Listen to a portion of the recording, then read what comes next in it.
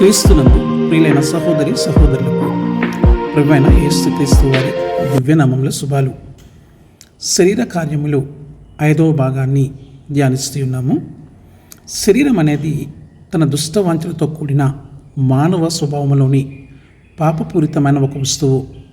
ఒక వ్యక్తి మారు మనసు పొందిన తర్వాత కూడా అది నిలిచి ఉండి అతనికి బహు ప్రమాదకరమైన శత్రువుగా పరిణమిస్తుంది.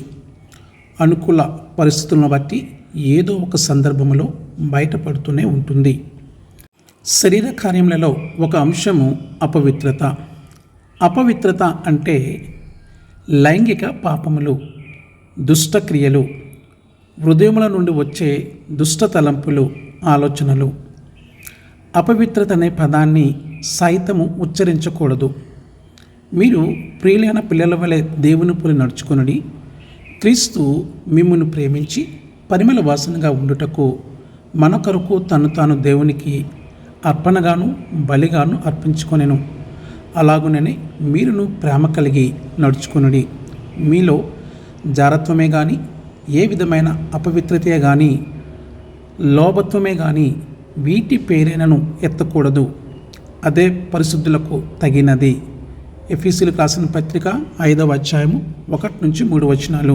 ఎందుకంటే దేవుడే స్వయంగా తెలియజేస్తున్నాడు ఆయన పరిశుద్ధుడని.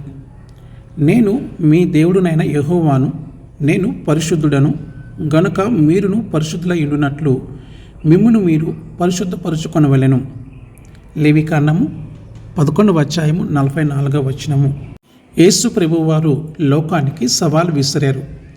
నేను పరిశుద్ధుడను కాదని ఎవరైనా రుజువు చేయండి. ఆ సవాలును స్వీకరించేవారు లేకపోయారు. నా యందు పాపమున్నదని మీలో ఎవడు స్థాపించును? యోహాను సువార్త 8వ అధ్యాయము 46వ వచనము.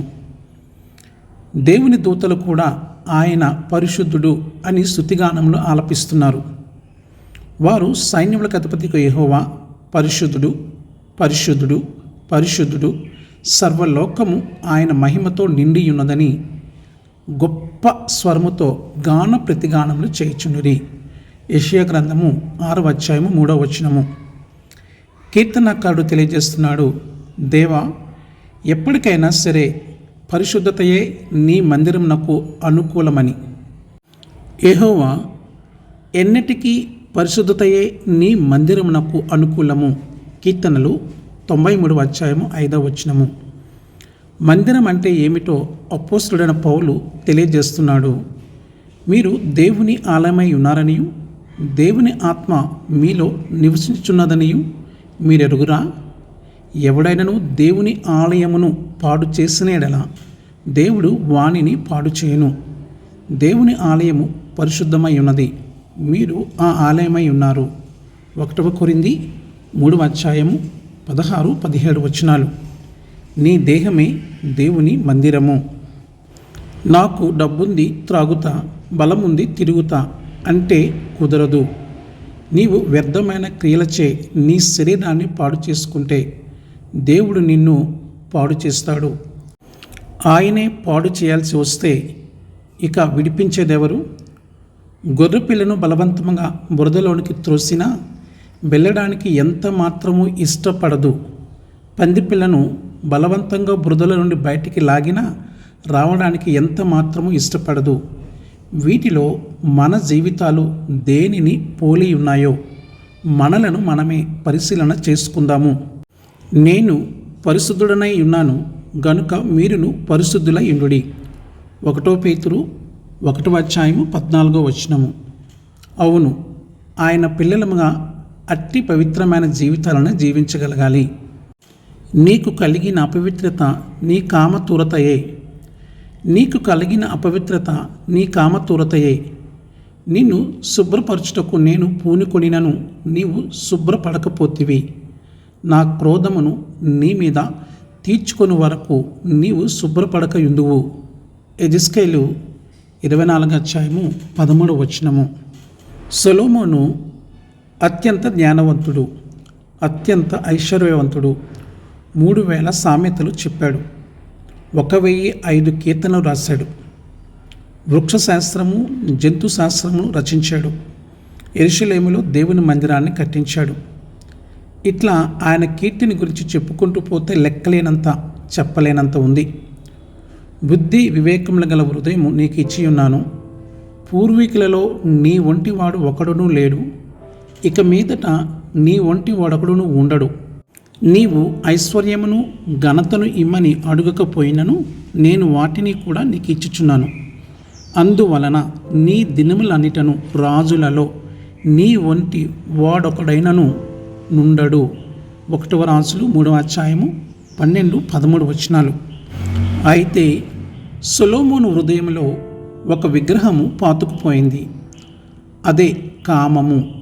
దానిలో భాగము 700 మంది భార్యలు, 300 మంది ఉపపత్నులు, మొత్తము 1000 మందిని చేసుకున్నాడు. కామతురత గలవాడే వారిని ఉంచుకొనుచూ వచ్చెను.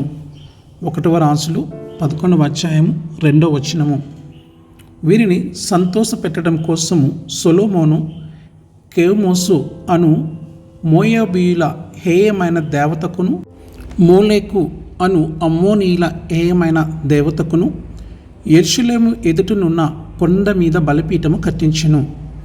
1 రాజులు 11:7 పరిశుద్ధ పట్టణమైన యెరూషలేములో పరిశుద్ధుడైన దేవునికి మందిరము కట్టించిన సొలొమోను అదే పట్టణంలో అపవిత్రమైన దేవతలకు బలిపీఠములు కట్టించి దేవుని ఉగ్రతకు గురై రాజ్యాన్ని కోల్పోయాడు.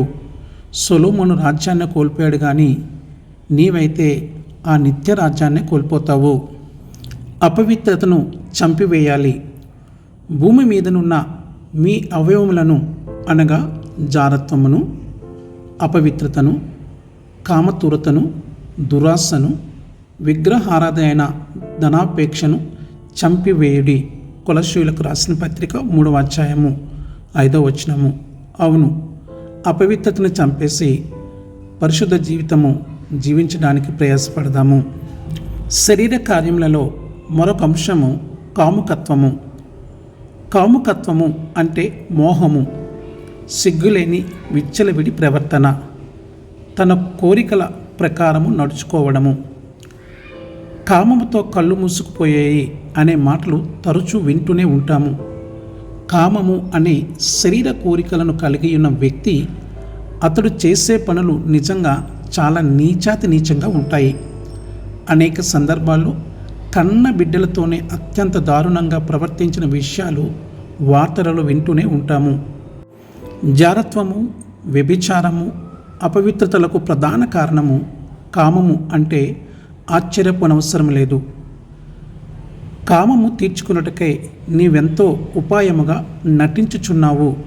ఇర్మియా 2:33 కామతురతగల అమ్నోను హత్య గావించబడ్డాడు. కామతురతగల సొలొమోను కామతురతగలవాడై వారిని ఉంచుకొనుచూ వచ్చెను.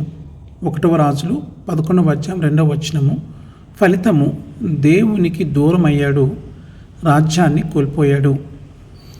అందుకే ప్రభువు ఈ రీతిగా సెలవిచ్చారు: ఒక స్త్రీని మోహపు చూపుతో చూచు ప్రతివాడు అప్పుడే తన హృదయమందు ఆమెతో వ్యభిచారము చేసినవాడగును. మత్తయి సువార్త 5:28 ఎందుకంటే అది క్రియారూపము దాలిస్తే ఫలితము అత్యంత దారుణము. అందుకే కాముకత్వాన్ని చంపివేసి పరిశుద్ధ జీవితం జీవించడానికి ప్రయాసపడదాము. శరీర కార్యములలో మరొక అంశము విగ్రహారాధన. విగ్రహారాధన అంటే ఆత్మలను, వ్యక్తులను, చెక్కబడిన చిత్రాలను ఆరాధించడము. దేవుని కంటే ఎక్కువైనవిగా భావించి దేవుని కంటే ఎక్కువ ప్రాధాన్యత ఇవ్వడము. విగ్రహాలను తయారు చేసుకుని వాటిని కొబ్బరికాయలు కొట్టి, అరటిపళ్ళు పెట్టి, అగరబత్తీలు వెలిగించి వాటిని దేవునిగా పూజించడము. విగ్రహారాధన అంటే అది మాత్రమే కాదు. దేవుని కంటే ఎక్కువగా దేనికి నీవు ప్రాధాన్యత ఇస్తున్నావో అదే నీ జీవితంలో ఒక విగ్రహము. నీ హృదయం దేనితో నిండిపోయిందో అదే నీ జీవితంలో ఒక విగ్రహము. దేనికి ప్రాధాన్యత ఇస్తున్నావు? నీ హృదయం దేనితో నిండిపోయింది? గర్ల్ ఫ్రెండ్సా, బాయ్ ఫ్రెండ్సా, మోటార్ బైక్సా, వస్త్రాల, సెల్ ఫోన్సా, బంగారమా, ధనమా, ఆస్తుల, అంతస్తుల, నీ పిల్లల అసూయ, ద్వేషమా? ఏది? ఇవన్నీ విగ్రహాలే. ఇప్పుడు చెప్పగలవా నేను విగ్రహారాధికుడును కాదని? ఇట్లా టన్నుల కొద్దీ చెత్త మన హృదయంలో పేరుకుపోయినప్పుడు ఇక దేవునికి స్థానం ఎక్కడ? ఏదో కాస్త ఖాళీ ఉంచిన ఆ చెత్త మధ్య పరిశుద్ధుడైన దేవుడు నివాసము చేయగలడా? అందుకే కదా సంవత్సరాలు నీ జీవితంలో దొర్లిపోతున్నా ఆయన నీ హృదయం అనే తలుపు వద్ద మాత్రమే నిలబడిపోవలసి వస్తుంది. గర్వము. దేవుడు పెంట కుప్పల మీద నున్న మనలను మింట పైన గనులతో కూర్చుండబెట్టాడు. కనీస కృతజ్ఞత లేకుండా మన హృదయాలు గర్వముతో నిండిపోయి దేవునిని సైతము లెక్క చేయని స్థితిలోకి చేరిపోయాము. గర్వము నీ జీవితంలో విగ్రహముగా మారితే పతనము అంచులలో ఉన్నావని జ్ఞాపకము చేసుకో. నాశనముకు ముందు గర్వము నడుచును, పడిపోవటకు ముందు అహంకారమైన మనస్సు నడుచును. సామెతలు 16:18. అనునిత్యము దేవుని సన్నిధిలో ఉండే లూసిఫర్ తన హృదయమున గర్వించి పాతాళ లోకానికి త్రోసివేయబడ్డాడు. రాజైన నెబుకద్నెజరు హృదయమున గర్వించి పశువుల వలె గడ్డి మేయాల్సి వచ్చింది. హిజ్కియా హృదయం గర్వించినప్పుడు మరణకరమైన రోగము కలిగింది. ఇట్లా చెప్పుకుంటూ పోతే చెప్పలేనని. ఒక్క విషయం గుర్తుంచుకో, దేవుడు నిన్ను ఎంత ఉన్నతమైన స్థితిలో ఉంచినా, ఎంత అద్భుతమైన నైపుణ్యాలు కలిగి ఉన్నా కానీ అనుగ్రహించిన ఆయనను స్తుతించు తప్ప వాటిని బట్టి గర్వించకు. గర్వము విగ్రహాలా మారితే నీవు విగ్రహారాధకుడిలా మారుతావు. అధికార వాంఛ, పదవి వ్యామోహము. ప్రియ రక్షకుడైన యేసు ప్రభువును ఆత్మతోనూ సత్యముతోనే ఆరాధన చేయడానికి లోకము నుండి ప్రత్యేకపరచబడిన విశ్వాసుల సమూహమే సంఘము. అట్లాంటి సంఘాలు లెక్కలేనని. సంఘముల ఉద్దేశ్యము మారిపోయింది. దేవునిని ప్రక్కన పెట్టి మనలను మనమే గణపరచుకోవడానికి కొట్టుకు చస్తున్నాము. సంఘములో రాజకీయము దేశ రాజకీయాలను మించిపోయాయి. కారణము అధికారము ఒక విగ్రహముగా మారిపోయింది.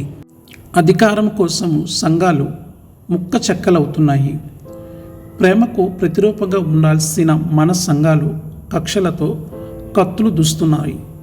సత్యానికి స్తంభాలుగా నిలవాల్సిన సంఘాలు సత్యానికి స్థానమే లేకుండా పోతున్నాయి. సంఘాలలో అధికారం దక్కించుకోవడానికి ధనము, మద్యము సైతము పంచే స్థితికి దిగజారిపోయారు. పంచవాడికి సిగ్గు లేదు, తీసుకునే వాడికి అంతకన్నా లేదు.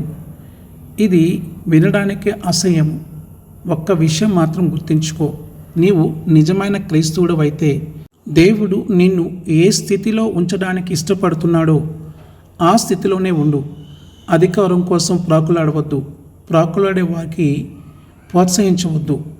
అధికారము ఒక విగ్రహములుగా మారితే నీవు విగ్రహారాధకుడిలా మారిపోతావు.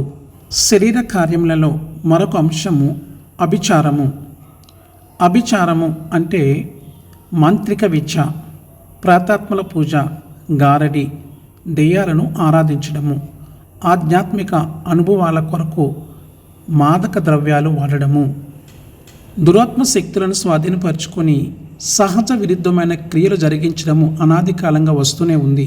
కానీ అవేమీ కూడా ఏ సందర్భంలోనైనా దేవుని పైన ఆధిపత్యాన్ని కనపరచలేకపోయాయి. అది ఎప్పటికీ సాధ్యము కూడా కాదు. యెహోవా దేవుడు సంధించిన బాణాలను ఐగుప్తు దేవుళ్ళు అడ్డుకోలేకపోయాయి. శకునగాండ్రు కూడా పేలను పుట్టింపవలనని తమ మంత్రముల చేత అట్లు చేసిరి గాని అది వారి వలన కాకపోయెను. నిర్గమకాండం 8:18. దేవుని జ్ఞానము ముందు దెయ్యపు జ్ఞానము నిలవలేదు. దానియేలు 1:19-20. మాయా మంత్రములు మనుషులను మోసం చేస్తాయి. ప్రకటన 18:22. ఏఫెసు పట్టణంలో పౌలు గారు సువార్తను ప్రకటించగా మాంత్రిక విద్యార్థులు వారి పుస్తకాలను కాల్చివేసిరి. మాంత్రిక విద్య అభ్యసించిన వారు అనేకులు తమ పుస్తకములు తెచ్చి అందరి ఎదుట వాటిని కాల్చివేసిరి. వారు లెక్క చూడగా వాటి వెల 50,000 రూకలాయెను. అపోస్తల కార్యాలు 19వ అధ్యాయము 19వ వచనము. దెయ్యాలు, చేతబడుల పేరుతో దురాత్మలను ఆశ్రయించేవారు కూడా ఇట్టి శరీర క్రియలలో పాలిభాగస్తులు. వద్దు. నీ ప్రతి విధమైన పరిస్థితి యందు దేవునిపైన ఆధారపడడం నేర్చుకో. నీ ప్రతి ప్రశ్నకు ఆయనే సమాధానము, నీ ప్రతి సమస్యకు ఆయనే పరిష్కారము. ఆ రీతిగా మన జీవితాలను సిద్ధపరచుకుందాము. శరీర కార్యములలో మరొక అంశము అల్లరితో కూడిన ఆటపాటలు. అల్లరితో కూడిన ఆటపాటలంటే సినిమాలు, సీరియల్స్, అధికంగా వినోదించడము, తిండి బోతుతనము, మత్తు పానీయాలు, మాదక ద్రవ్యాలు, లైంగిక సంభోగాలతో కూడిన సమావేశాలు మొదలైనవి. సినిమాలు చూడకూడదని ఎక్కడ వ్రాయబడి ఉంది అని ప్రశ్నించేవారు నేటి దినాలలో కోకొల్లలు. అవును, అట్లా వ్రాయబడలేదు.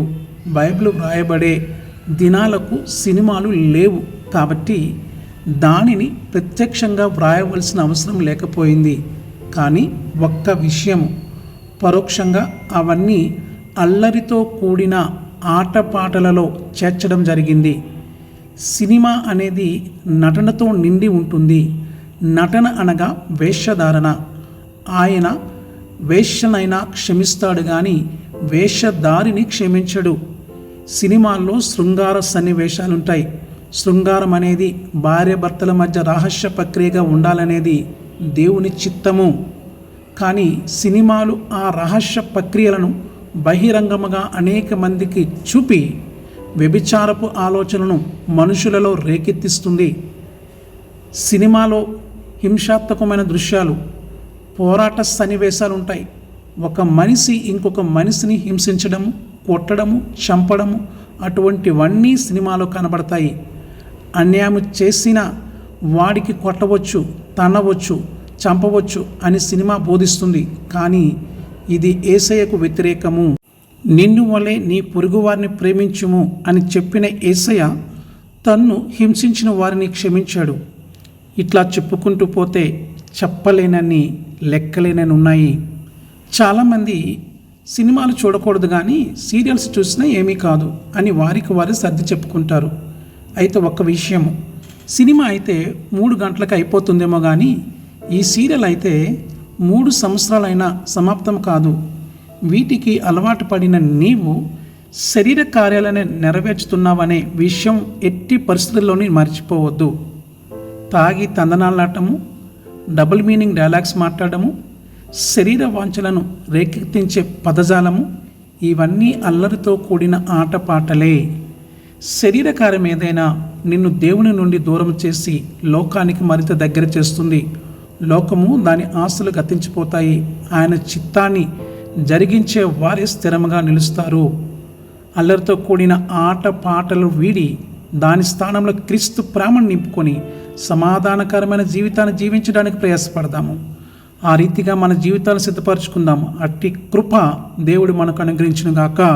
ఆమెన్. దైవాశిష్యులు.